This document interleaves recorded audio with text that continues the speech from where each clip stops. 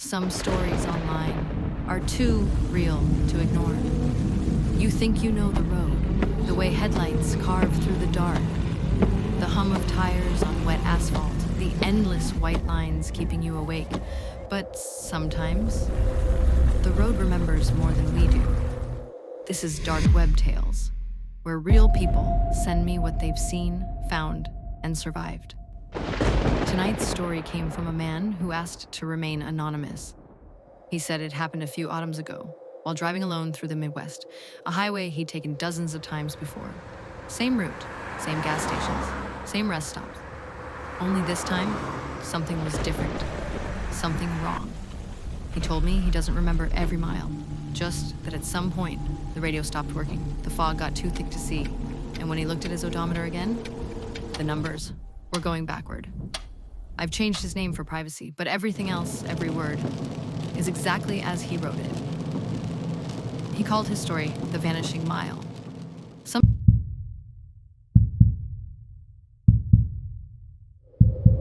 I've always liked the highway at night. It makes promises it doesn't have to keep. That you'll get there if you just keep moving. That the lines will always be there to follow. That the dark ahead is the same dark you just passed through. It was mid-October, the kind of damp cold that climbs up from the pavement and sets behind your knees.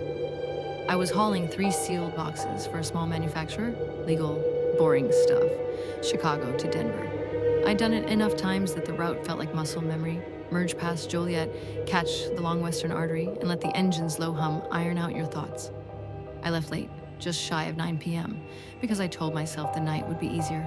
Fewer cars, easier to think. The wipers ticked a slow metronome across a film of mist that never decided to become rain. The sodium lamps outside city limits smeared into a gluey orange, then fell away until there was nothing but my headlights and a fog that looked thick even when it wasn't.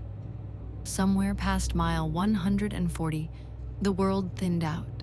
No houses, no billboards, just those long, patient fields and occasional stands of black trees. The radio slipped into static. My phone signal fell to a single bar, and then none. I didn't care. I liked the cocoon of it. At 1:03 a.m., the first strange thing happened, and it was so small that I almost didn't give it the dignity of attention. A pair of taillights appeared ahead, dim red coins floating in fog. The car was moving a hair under the limit, steady as a metronome. I let the distance shrink. When I signaled to pass, it slid left just enough to suggest it hadn't wanted company. Not a swerve, not defensive, polite in a way that felt studied. I eased off, gave it space, tried again. It matched me. Once, twice. The third time, I let myself get irritated, a petty human feeling that felt good in the middle of nowhere. I downshifted, punched it, and swung into the left lane. The taillights blinked out. I lifted, heart thudding, scanning the shoulder for a turnoff, a driveway, a ditch, anything. There was nothing. Road, fog, white lines, empty lane, the kind of emptiness that feels like a statement. I told myself what you're telling yourself. There are exits concealed by fog. Pull-offs you forget exist. Tricks of angle and grade. I told myself the road had always had places to vanish, if you were the kind of driver who needed to. 3 minutes later, my high beams caught a green sign leaning in the ditch, mud caked on its legs. The reflective letters punched through the mist. Mile 313. That wasn't right. That isn't a marker on that stretch. But the numbers were there, white and clean and sure of themselves, like the kind of fact you remember incorrectly for years, and then find proof you were wrong to trust your own head. I kept driving. Old rattle above 65 that makes you think of bones. I held 62. A low fog pooled in the median, like something asleep. Every few miles there was a burst of wind. and a tumble of leaves that skittered across the lane like tiny animals trying to outrace the dark. At 1:27 a.m., I saw the blue sign, rest area, 2 miles. I wasn't tired exactly, but there was a restlessness in my hands that coffee sometimes cures. I took the exit. The access road dropped down into a bowl of trees. The fog thickened there, low and cold. A single lamp pole lit the parking lot with the color of weak old dishwater. There were no trucks, no cars, just a rectangle of pavement and 2 buildings, the restroom block and a small concession kiosk with its shutters rolled down like eyelids. I pulled into a space near the far end, because that's what you do when you want to feel like the only person awake. When I cut the engine, the silence had a pressure to it, the way a closed room does. A small wind moved dry leaves in a patient circle. Somewhere behind the restroom wall, a machine hummed in a tone I could feel in my molars. The men's room was clean in the way empty places are. A wall clock ticked above the sinks, old, square, institutional, the kind that counts a different time than the one you live in. The second hand moved, then stuck, then moved again, dragging itself forward like it had something heavy to carry. When I came back out, a woman stood by the vending machines, both hands flat on the glass as if she were trying to warm them. She wasn't wearing a coat, only a dark sweater and jeans. Her hair looked wet. Or maybe the fog was just assigning that look to everything. I said, "You all right?" She didn't startle. She didn't even turn. She said, "They don't take bills," in a tone that made it sound like she was repeating something she'd already said to herself a dozen times. I got closer and saw that her reflection in the vending machine glass wasn't where it should be. The angle was wrong. She was standing there, and there she was, but shifted left by inches, like the glass had chosen a different vantage point and refused to explain itself. "Card?" I said, because I wanted to say anything that didn't engage with that. She took her hands off the glass. They were red from the chill. "Do you know what time it is?" I looked at my phone. No bars, no time. Just the lock screen, stubbornly blank where the numbers should be. "My phone's dead," I lied, because the alternative felt like a trick I wasn't ready to learn. "Clock inside says 1:30. "It says that a lot," she said. "Do you need a ride somewhere?" She turned then, not all at once, but in increments, like something practicing humanity. Her face was unremarkable, late 20s, tired, the kind of pretty you only notice when a person smiles. She did not smile. "I won't get in your car," she said. "That's not how this works." "How what works?" She lifted her chin toward the highway, as if the flat ribbon of it beyond the trees were listening. "You kept going when the numbers were wrong," she said. "Didn't you?" I didn't answer. The wind tossed a handful of leaves against the vending machine glass. In the reflection, my van sat where I'd left it, except the rear door was ajar by an inch. In the real lot, it was closed. "Look," I said, meaning the door. But she had already turned back to the machine, palms against it again, like a person taking a measurement she hadn't decided how to use. "I thought if I stayed here," she said softly, "it would stop looking like the place where it happens." "What happens?" She lowered her hands. "They'll tell you never to stop," she said. "They'll say, keep moving, keep the engine warm, don't get out, don't meet the eyes in the side mirror. But the road isn't a predator, it's a record you add to it every time you pass. It only plays back what you put there." I didn't know what that meant, and the part of me that wanted to ask was smaller than the part of me that wanted to be back behind my wheel, where I could pretend none of this had become my problem. "I should go," I said. She said, "You already did." When I stepped into the cold again, the rest stop had the feeling of a theater after a show. The lights still on, the room waiting for a different story. I looked at my van. The rear door was closed. The air around it felt colder than the air near the building, like it had been opened a moment ago and then sealed.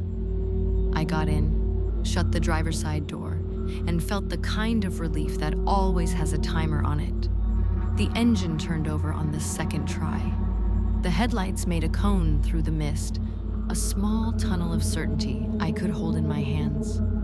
When I pulled back onto the highway, the odometer read 131,013. I don't know why I noticed that, except that all the ones and threes lined up like a pattern learning to say its own name. 3 miles later, it read 131,012. I have a rational brain. It did what rational brains do. It assembled possibilities, slipped gear, faulty sensor, a power hiccup that rolled an integer the wrong direction. I even laughed because laughter is a way of signing a contract with yourself that you'll be the kind of person who survives. The odometer rolled back again, 131,011.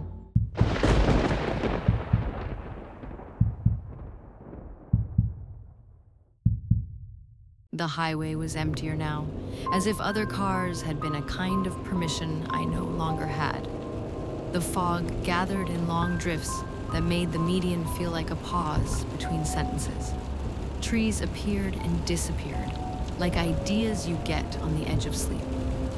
I watched the odometer the way you watch a fire alarm when you know there's smoke somewhere.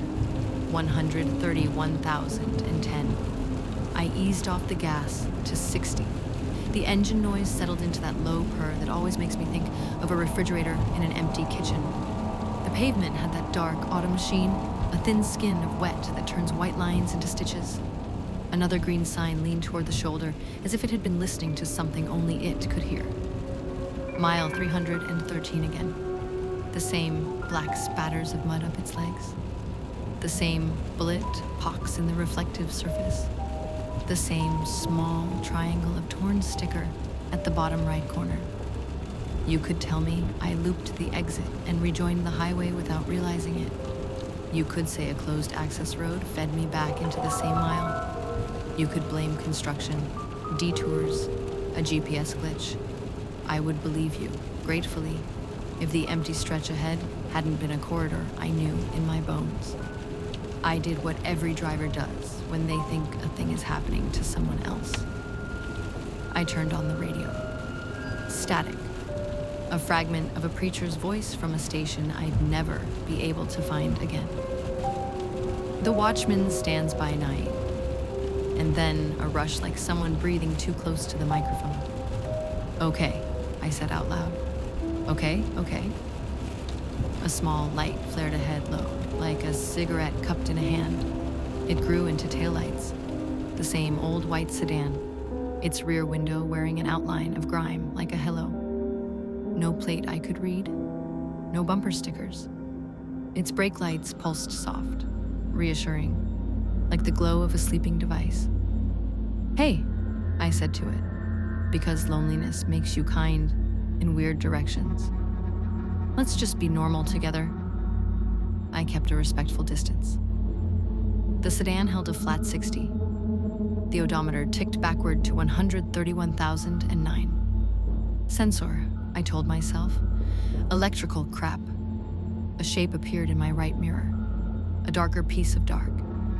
For a second, I thought it was a truck without lights. Then it sharpened into a sliver of shoulder where the fog had lifted, and I saw an emergency call box at the edge of the ditch. The old orange kind that looked like payphones with stage fright. The painted numbers were the same as the mile marker, 313. Someone had scratched a vertical line through the last 3 with a key, turning it into 31 vertical bar. The sedan's brake lights blazed, then dimmed. Without signaling, it glided right and settled onto the shoulder as smooth as a sigh. Hazard lights did not come on. The brake lights did not hold. It simply stopped being a participant in the idea of moving. I passed it doing 55, half expecting to see a face in the driver's window. A bored man, a sleepy woman, a teenager who thought better of something. The glass was a reflective black, heavier than it should have been at that angle, and my own headlights came back to me like a judgment. Then, in the slice of time when my side window lined up with its side window, something tried to match my speed. Not the car, not a person, a misalignment. The white sedan was still, but the reflection in its window moved with me precisely, like a mirror in which I wasn't the thing being reflected. The angle was wrong. The distance was wrong. For 2 seconds, I watched a version of my van pace itself in a pane of glass that should have been giving me me and gave me a different me instead. I didn't brake. I didn't accelerate. I carried on like a person who has eaten something he shouldn't have and is trying to hold still until it passes. The road sloped gently. A stand of trees appeared on the left, bare and orderly like a notebook waiting to be written in. My odometer clicked again. 131,008. Okay, I said. And then because okay had begun to sound like a lie, I said, stop. Not to myself. The headlights found a new sign. Exit 13, County 3. The numbers braided into a pattern my brain decided to worry like a tooth. I took it without thinking. The ramp spiraled down to a 2-lane blacktop so dark it might have been laid after sundown, ink still wet. There was a gas station at the bottom, one of those independent places with a faded canopy and a handful of pumps that looked like they survived a better decade. The convenience store was lit, but the glass didn't show shelves. Only a smear of shapes that could have been anything. A soda flag snapped weakly on a short pole, like a person trying not to be noticed. I pulled to pump 3 and killed the engine. The price per gallon was frozen on the display in a font I hadn't seen since I was a kid. I swiped my card. The screen asked me to remove it too quickly, then told me to insert it again but upside down. I put the nozzle in the tank and squeezed. Nothing. A tick like a dry throat. The door to the shop opened on a bell that had lost ambition. A man stepped out wearing a jacket that might once have been a uniform. He had that look you see in small towns. Helpful, wary, not eager to perform any more of himself than he had to. Pumps off after midnight, he said. His breath was white in the light. What time you got? I asked. He looked up at the canopy like there might be an answer written there. 13, he said, and then looked embarrassed. Just after 1. You take cash? Not for gas? Not since... He stopped. A small muscle in his jaw worked and retreated. There's coffee inside. I just need directions back to the interstate, I said, even though I could have found it with my eyes closed. Straight, left of the church, right at the milestone. He said it as if he'd said it 1,000 times. If you pass the same mailbox twice, don't turn around. Keep going. That means something where you're from? I said, trying to make it a joke. He looked at my van. Where are you from right now? He asked. And in the way he asked, it was the shape of a person who had learned not to ask it at all, unless he had to. I said thanks and got back in. The bell gave up a half-hearted jingle as he went inside. When I turned the key, the dash lights came on with the sluggishness of cold blood. The odometer showed 131,007 and then flickered hard to 131,013, like someone swiped a page back and forth too fast to read. I put the van in drive. The road out of the station was narrower than the road in. The church was a little white shape with a steeple like a finger raised gently to a lip. I turned left. The milestone wasn't a marker. It was an actual stone in the ditch with a carved numeral weathered almost smooth. 3. Old, patient. I turned right and the 2-lane joined the interstate with the shrug of someone who'd been interrupted. The highway opened before me again, that soft black ribbon with its stitched lines and its arguments I was no longer sure I could win. The sign appeared as if it had never not been there. Mile 313.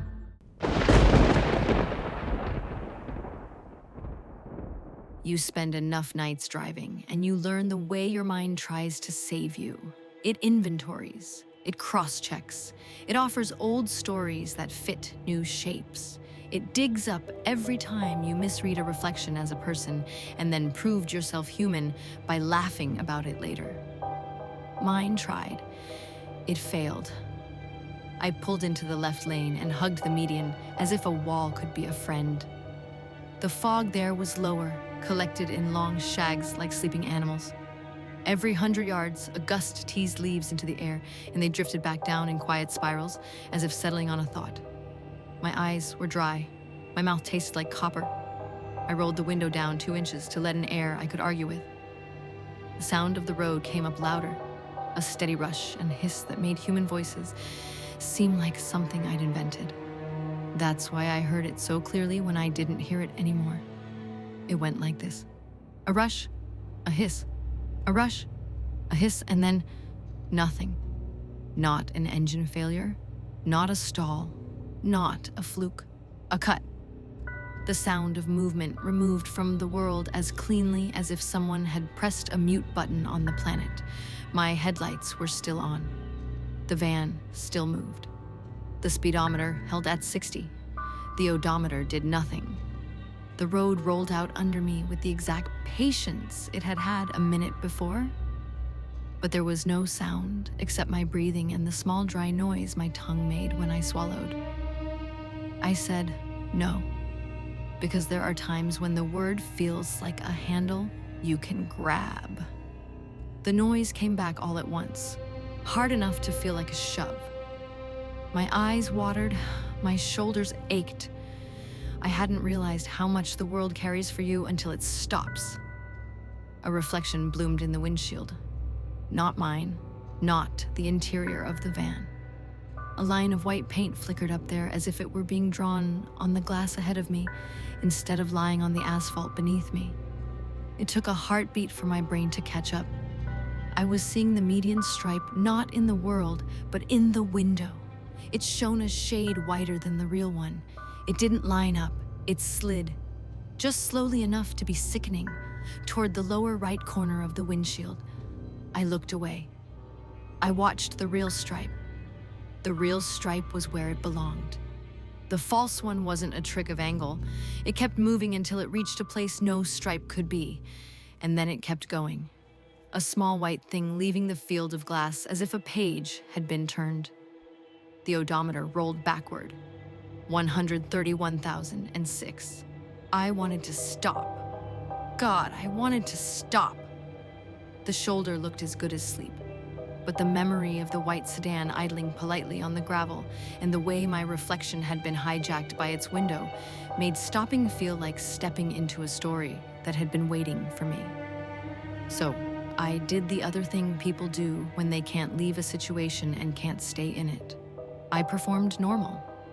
I signaled when I passed an empty mile. I checked a mirror that gave me versions of myself I didn't ask for. I sipped coffee that didn't exist. A sign lifted out of the fog on a silver post. Emergency turnaround, authorized vehicles only. The arrow pointed into the median where a break in the barrier opened onto a black strip of pavement made for U-turns and state troopers. I took it. I don't have a reason that survives the morning, except that the idea of forward had begun to feel like drowning. The turnaround hump was higher than it looked. The van tilted right, then left, a slow, nauseating roll.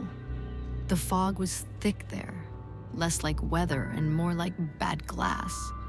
For a second, as my headlights swept the curved guardrail, the metal shone not with my light, but with a light of its own, a dull, internal glow like an old TV on mute in an empty room. On the other side, the westbound lane stretched empty and familiar. I gunned it. The odometer rolled. 131,007. Forward again. Not backward. Relief came in a wave I could have surfed if I'd had a body left that knew how to stand. I held 70. The van hummed its furniture noise. The highway carried me like a conveyor belt made of intentions. I passed mile 312. Clean, correct. So ordinary I could have cried. I passed mile 311. The fog thinned. The radio caught a song I knew half the words to and then dropped it, embarrassed, like a kid caught lip-syncing. And then, I don't know if it was a trick of grade or a dip in the road, or just the way the world likes to do the same joke twice to see if you laugh. I saw it again. Mile 313, leaning, mud on its legs. The odometer hiccuped and settled on 131,006. The turnaround had not helped. Or it had, and the help had the shape of a circle. Perfect. We'll continue with the same chilling cinematic tone and finish the Vanishing Mile across the final chapters. Let's begin with Chapter 5, The Voice on Channel 3, then take it all the way to the open haunting finale. In Chapter 6, The Road That Keeps Itself. Ready?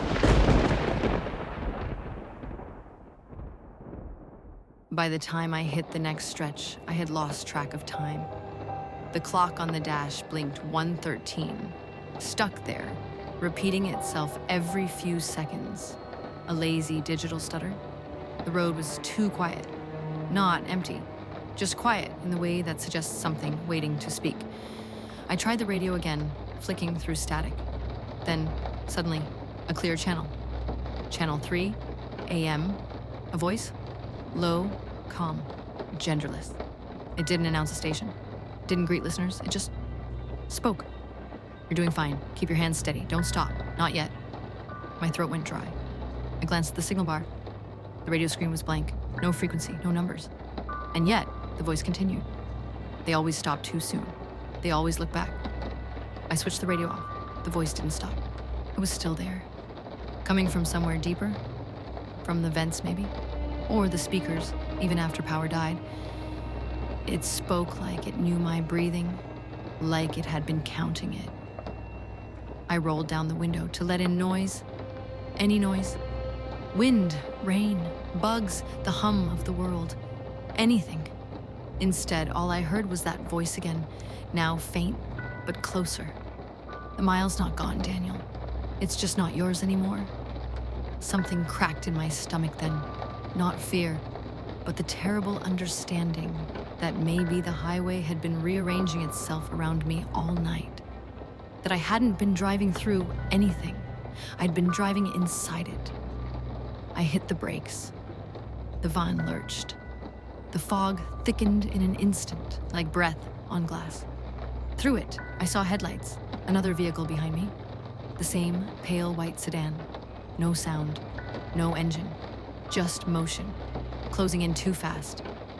I slammed the gas. The van roared, tires screamed, but the sedan didn't fade. It kept pace. Perfectly. The radio clicked itself back on. The same voice whispered through static. Stay in your lane, Daniel. The road hates indecision.